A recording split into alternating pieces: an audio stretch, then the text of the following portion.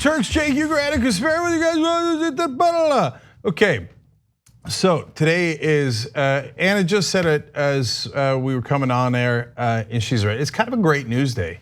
It's an awesome news day. Yeah, because it's snowing in August. Oh, it's snowing. It's so cold for conservatives. They're melting though, it's weird.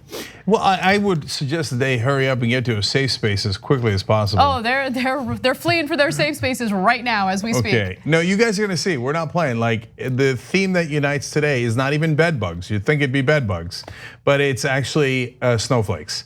4 different stories from 4 different right-wingers who are triggered by the most minute, like literally in the case of bed bugs, the most minute things on earth. They're like, hey, how you doing? How dare you, dear sir? It's amazing. Okay, freedom of speech advocates, hilarious, hilarious. All right, so last night Anna was on Cuomo. We're gonna show that to you in a second. Tonight I'm gonna be on Cuomo. Let's go kick some ass. This is fun. Isn't this fun? So Anna was awesome last night, as you're gonna see in a minute. And then I wanna let you guys know how we're doing on Town Hall. So tyt.com/townhall to do a climate crisis town hall /debate. Now the DNC said there will be no debate, and they are allowing town halls where people can go back to back to back to back, okay? Now, why is the Young Turks one different? Why do we wanna do it? Well, first of all, we wanna do a debate. So we're gonna try like hell to get a debate to happen for them to be on the stage at the same time. I explained the longer plan yesterday on the program. Secondly, I think we're gonna get some killer moderators. So hold for the moderators. I think that could be amazing, interesting, fascinating, and already great news. God, I love TYT Nation. So one of our viewers, it looks like, got us an enormous venue in LA for free. Yeah, okay, all right. No shoulder shimmy yet. No shoulder shimmy yet. Okay, hold. Okay, let's see how it plays out, but it looks amazing, and you guys are wonderful. So speaking of how you guys are wonderful, we said, well, if we can raise $100,000, then we can make this thing happen. Now, mind you, normal debates, town halls for like the CNNs of the world are at least $1 to $2 million. So at $100,000, we're gonna put it together. We're gonna put okay. If we get more, great. It'll look better, etc. I can give you some of the details on the cost later. But anyway, 100,000 was still considered an outlandish number, of course. And I said, if we can get 20,000 in the first 24 hours, that would be amazing. And it would show that we're serious and get people to think very seriously about participating. Okay, so did we get 20,000 in the first 24 hours? Well, there's like an hour and a half left because we announced it late in the show yesterday. We didn't get 20,000, we got a lot more. So we got 20,000 in the first half hour. Okay. Anna's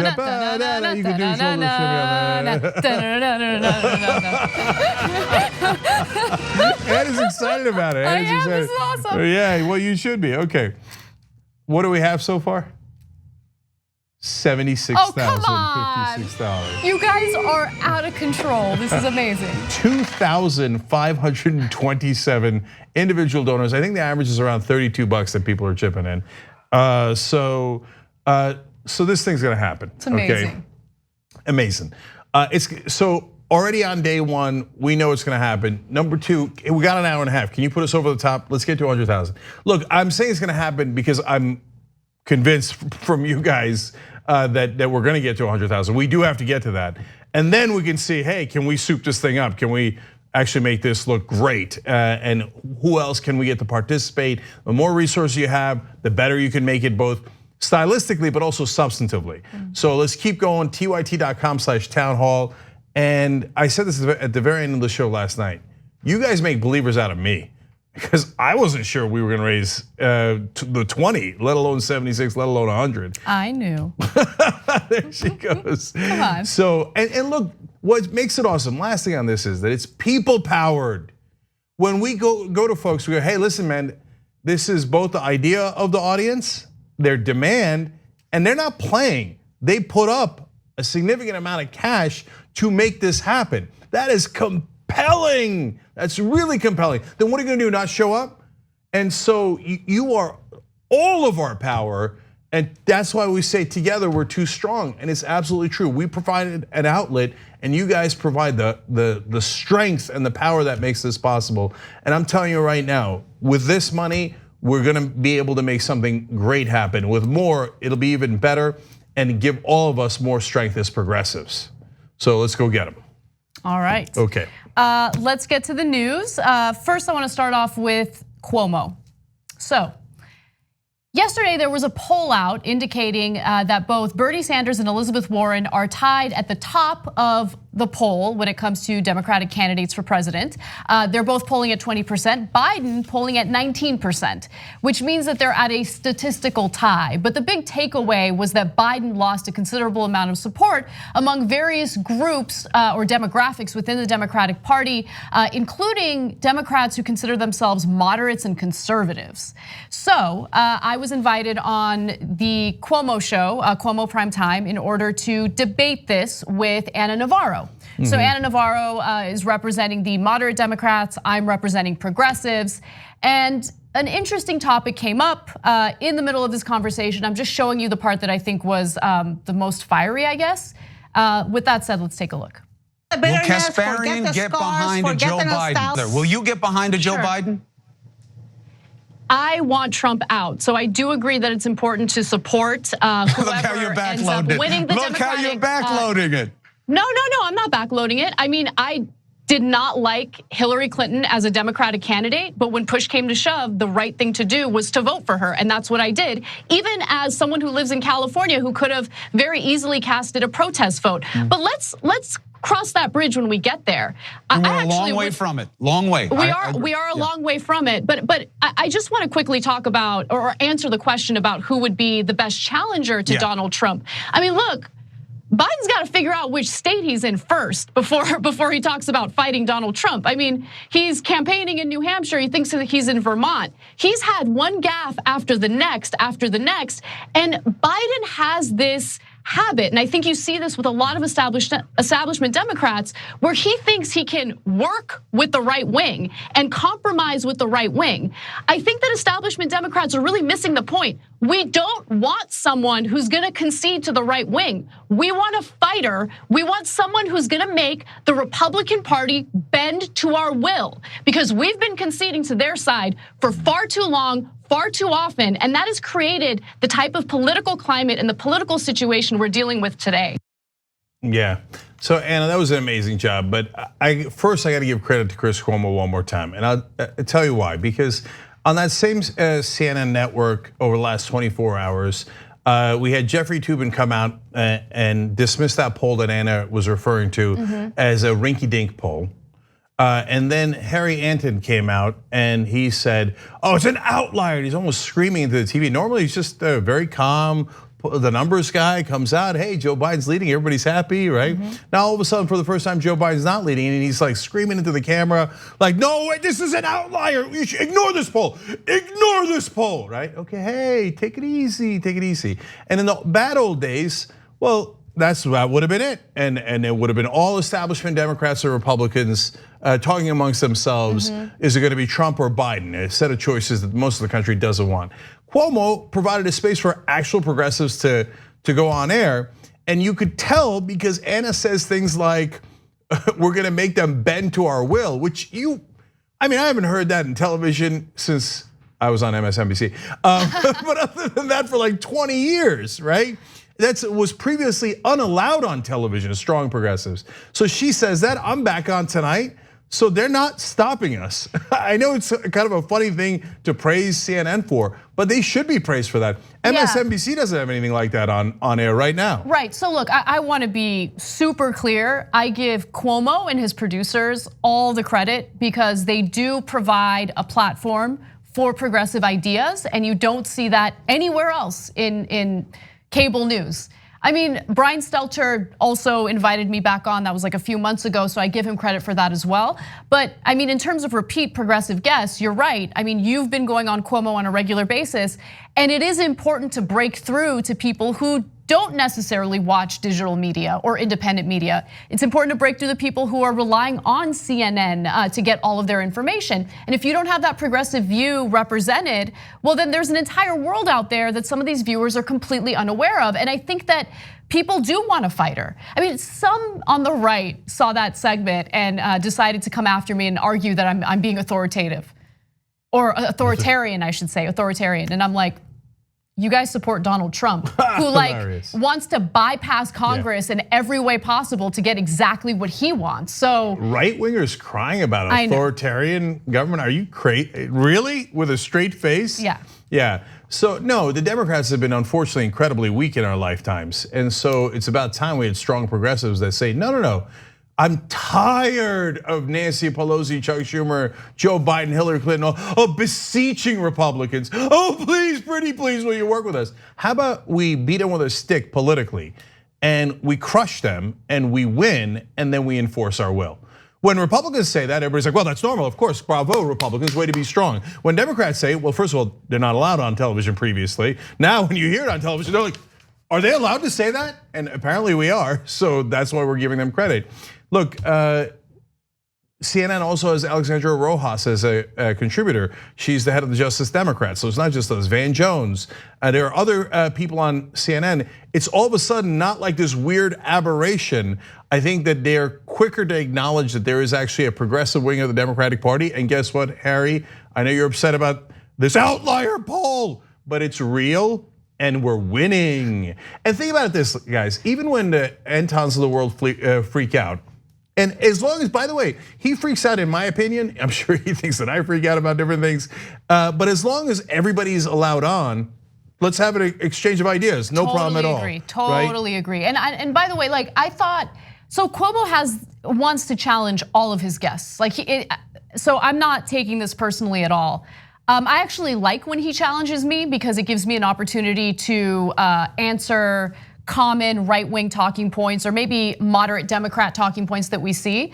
But the whole thing about like backloading in that very first part of the clip, like what did I say that made it seem like I was backloading? I thought that was interesting. I get what he's saying. I mean, he's basically saying, look, you're saying, hold my nose and support Biden. Of course I'm gonna hold my nose. Yeah, and you're saying, yeah, that's true. So I think that's what he means by backloading. Yeah. And so I don't, he's not that wrong about that. I hate that question though. I hate that question, not because I'm worried about telling people what I'm gonna do. I just don't want to message to establishment Democrats that we're gonna hold our noses and vote for them no matter what. Yeah, and look, right? So you're absolutely right about the framing. Yeah. So last thing I'll say about that, and I want to say one more thing about MSNBC and CNN, is that they always frame it as, will the crazy Bernie people support the mainstream Democrat when he obviously eventually wins, right? You could frame it as the much more interesting question, which is, will the establishment Democrats support Bernie Sanders if he wins? I was gonna ask Ana Navarro that, but I just decided I want to move on and just talk about the importance of electing someone who's gonna fight, you know? So, and that's a much more legitimate question because the overwhelming majority of Bernie Sanders supporters did vote for Hillary Clinton, more so than Hillary Clinton supporters voted for Barack Obama in 2008. So there's actually facts and evidence to show that Sanders supporters do come back into the fold at higher percentages than averages, historical averages.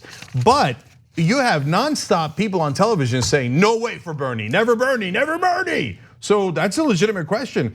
Are these corporate Democrats gonna go against their own bread and butter and go against their lobbyists and consultant friends and all their money to support Bernie Sanders? I think they should start asking that now. You know why? Because Bernie Sanders is now at #1.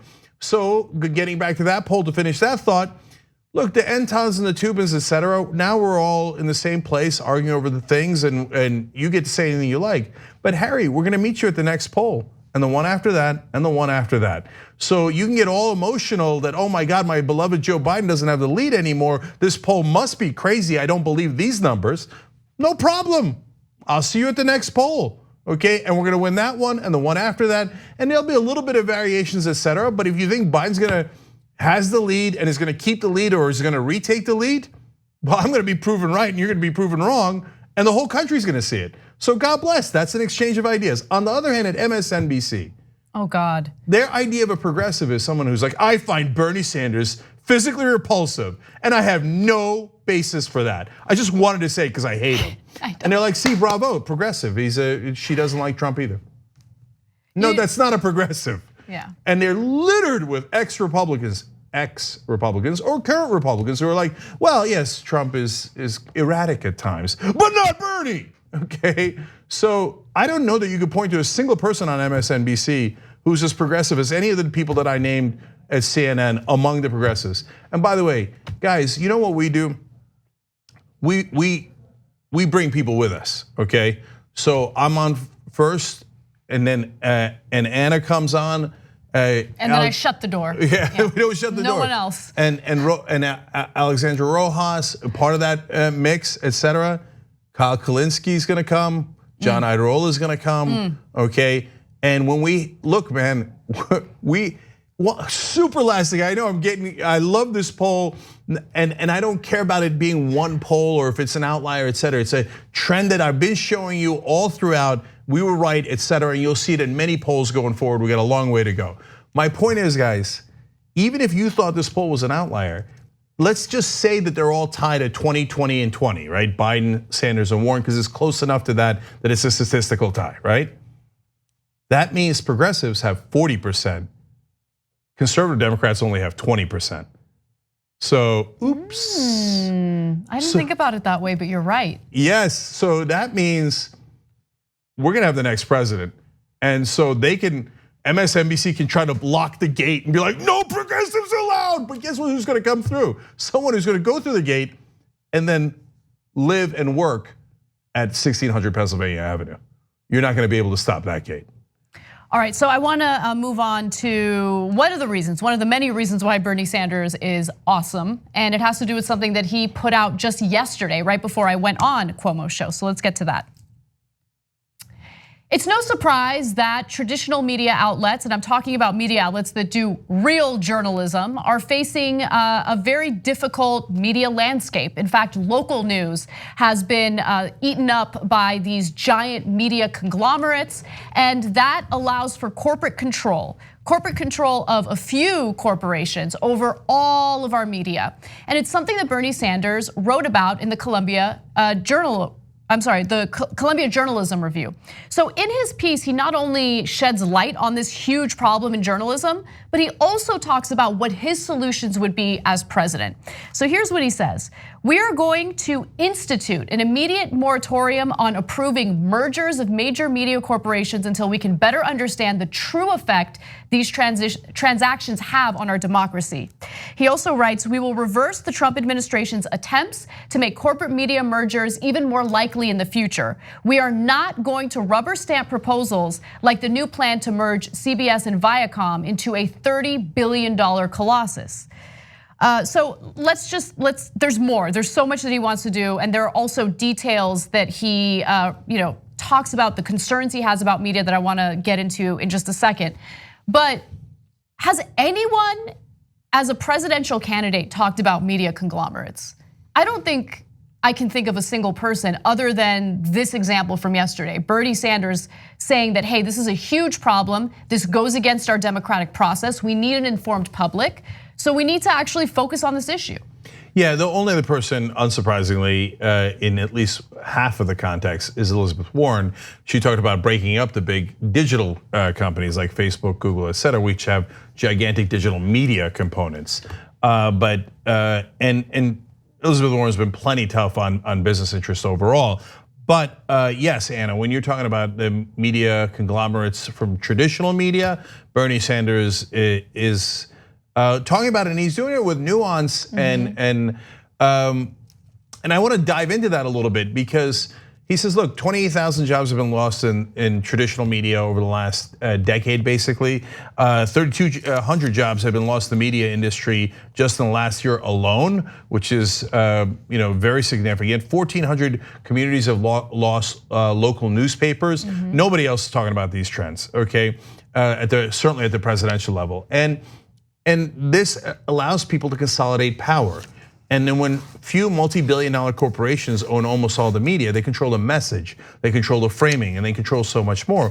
He also criticizes the media for supporting, the status quo because of that, and supporting corporate interests. Now that's usually verboten, not allowed. The rest of the media then come down on them like a ton of bricks, and they did. They look at this proposal, and almost all the write-ups are sneering, even though he's trying to help the media. They're like, no, you dared to criticize us from the left, which is totally unacceptable. From the right, you could bash us all day long, make up conspiracy theories, threaten our lives, and we'll cower to you. But from the left, if you have a legitimate, thoughtful critique, our feelings are hurt, and we'll pretend that you're against us. When if you read his real proposal, he's actually trying to save the media. Yeah, exactly. But I mean, look, I think it really does depend who the commentary is coming from. So if the commentary is coming from independent journalists or from individuals who worked in these local publications who lost their jobs, my guess is these types of proposals appeal to them.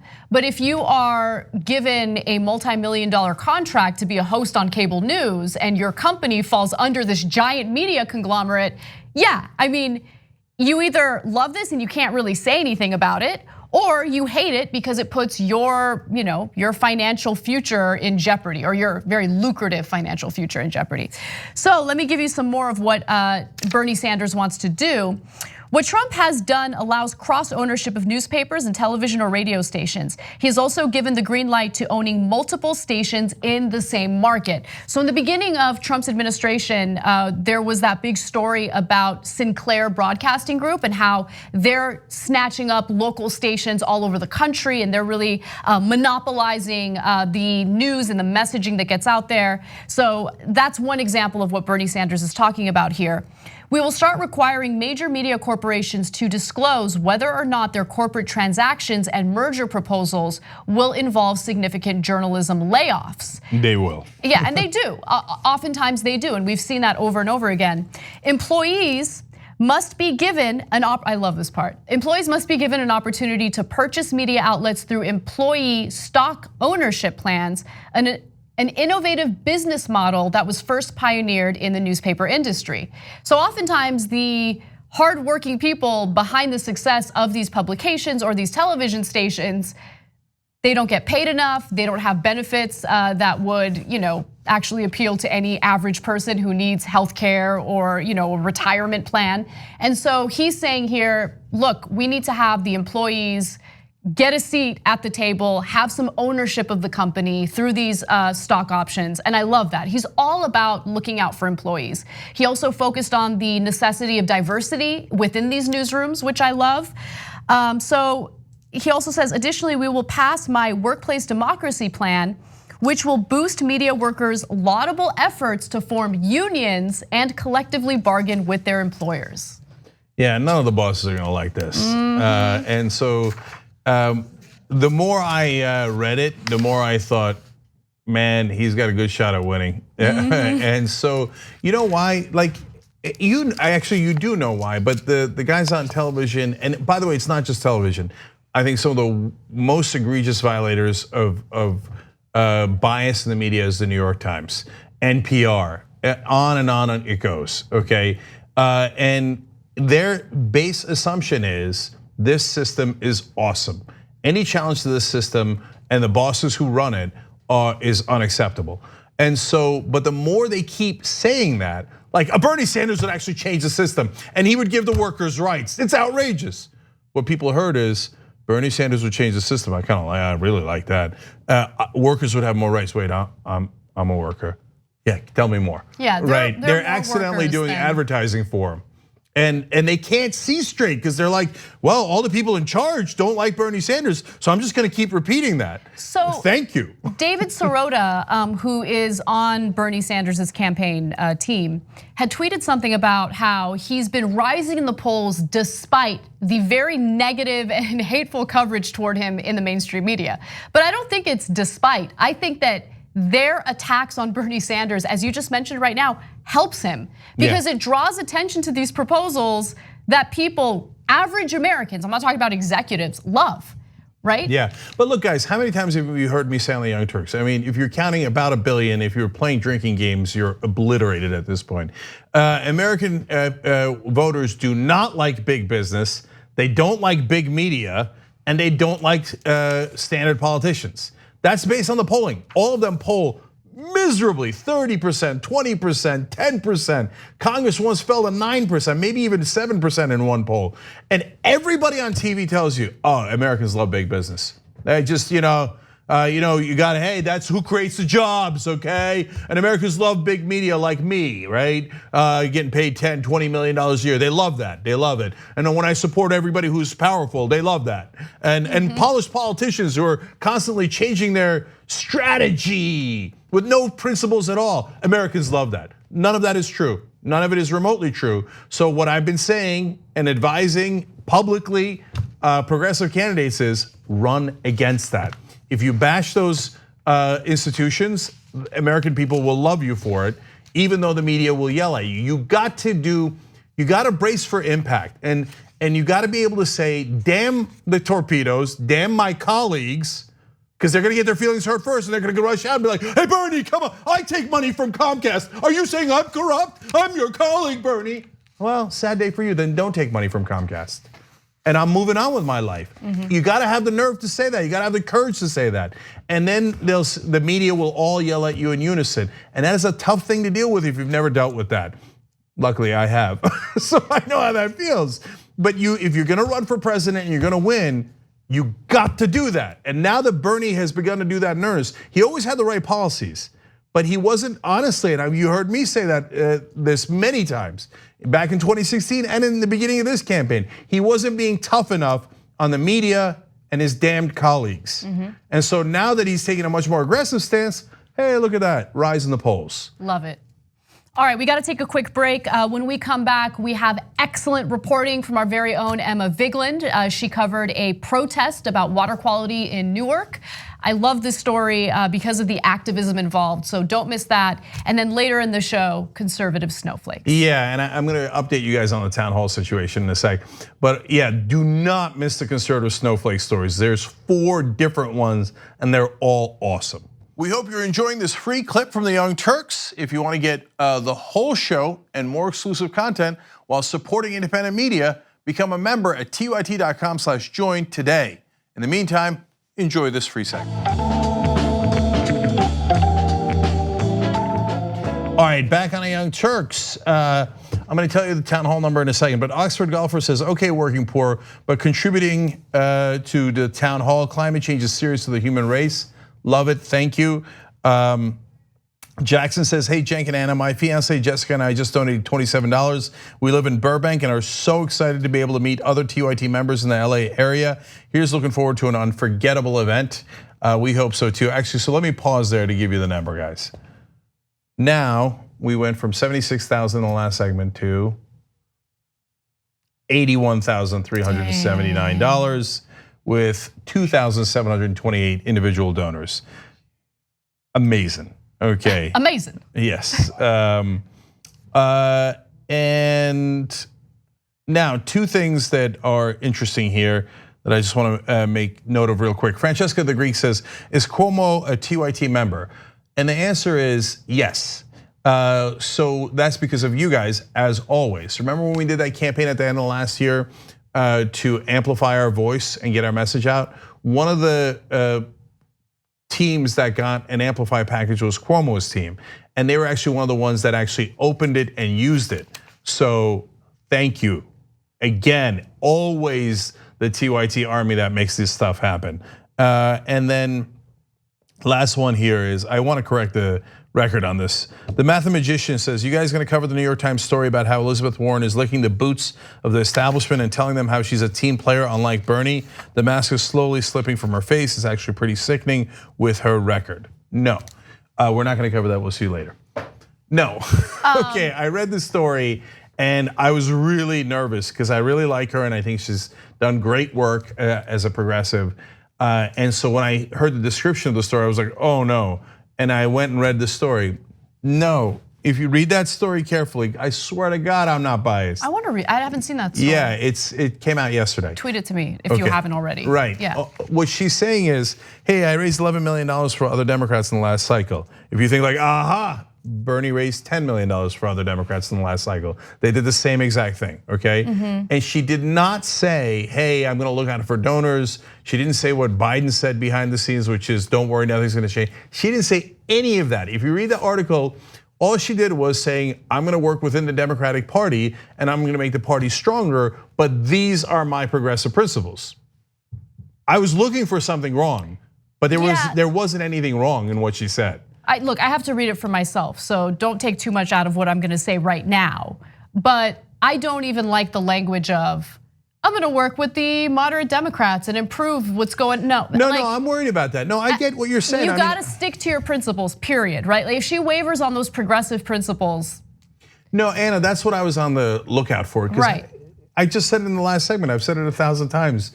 Stop worrying about your damn colleagues, right? You're never gonna get anything done if you're worried about, oh my God, protecting the feelings of other Democrats. So I was reading like a hawk to see, was there anything coded she said, like, hey, don't worry, we're gonna protect incumbents. And not even flat out saying it, but implying it.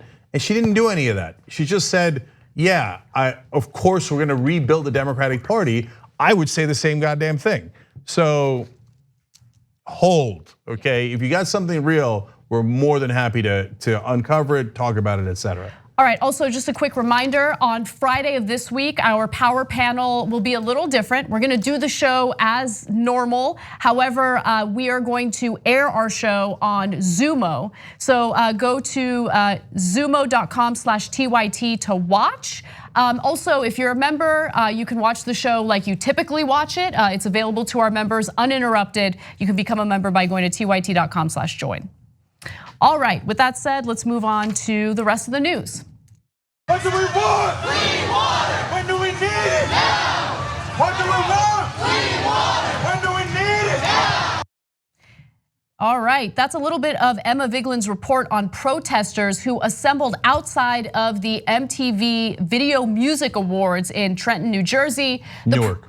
I'm sorry, Trenton, Newark, New Jersey. No, the music thing was in Trenton. Oh, my bad, guys. Sorry to interrupt your story. It's okay. Obviously, the lead poisoning issue or the lead issue is in Newark, but apparently the VMA happened in Trenton. Well, Trenton makes the world takes. Yeah, so we nailed that. Okay, that was good. Sorry, It's okay. Totally screwed that up. All right, so the protesters wanted to raise awareness about what's been happening in Newark, New Jersey, and it has to do with lead in their drinking water. So let me give you a few details before we toss to a little bit of Emma's report. And by the way, I do encourage you to watch her full report, which we'll link to in the description box below. So while Cory Booker was mayor and chairman of the board of the NWCDC, which is the Newark Watershed Conservation and Development Corps, the agency's officers skimmed roughly $2 million in illegal kickbacks while running virtually all of Newark's water infrastructure. The agency was disbanded and put into the hands of a team of legal experts who filed for bankruptcy. Now, there were people who actually went to prison as a result of skimming that money. Cory Booker was, taken to task, but apparently accusations against him were later dropped.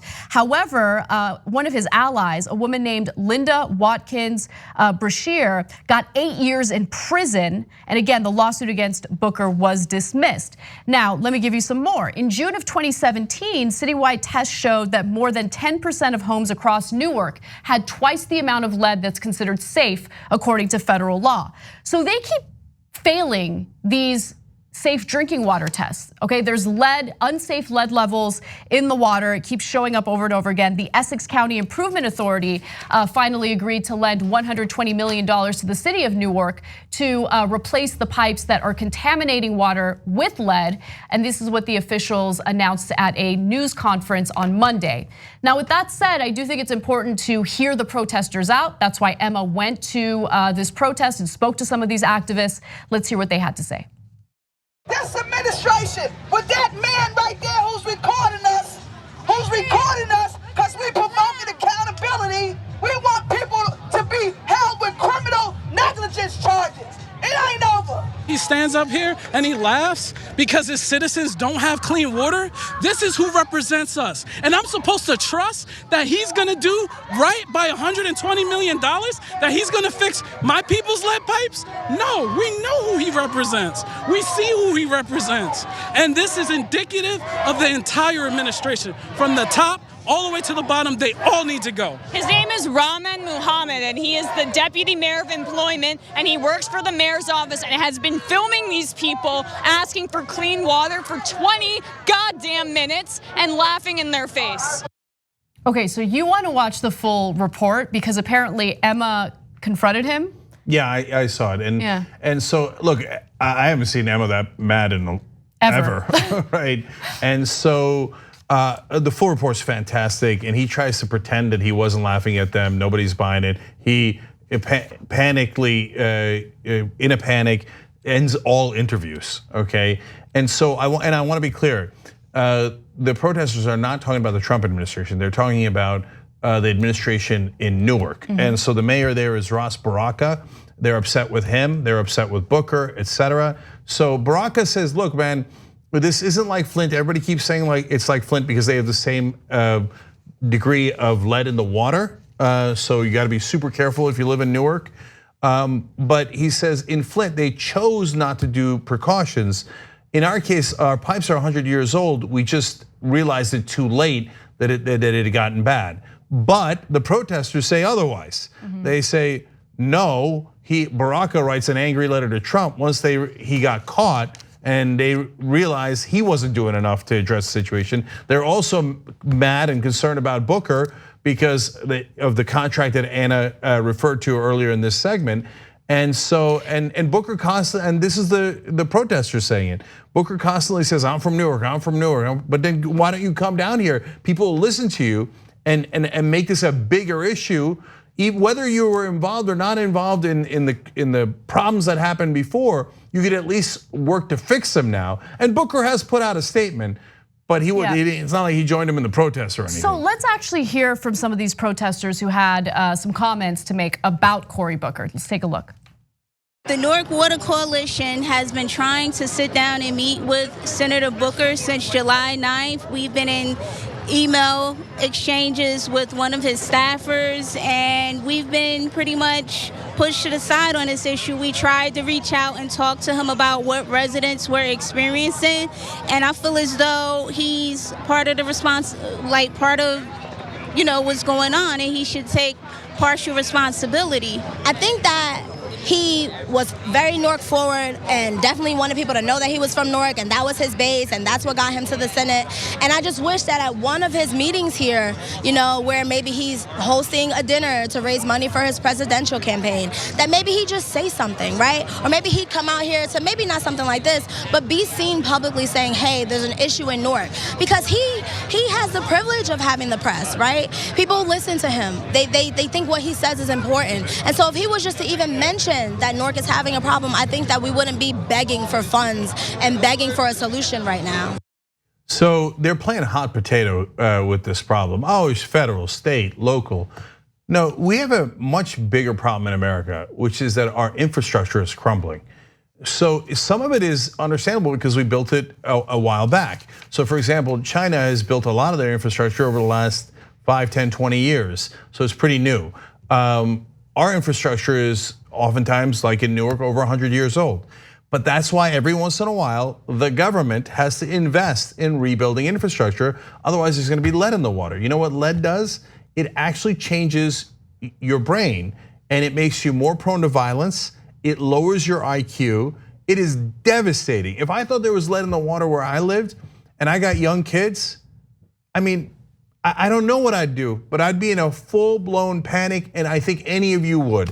And so the first woman you saw in that last video with Emma, she had a powerful part of that interview, which again, we'll put the links down below if you're watching later on YouTube and Facebook, just click on them and watch for yourself.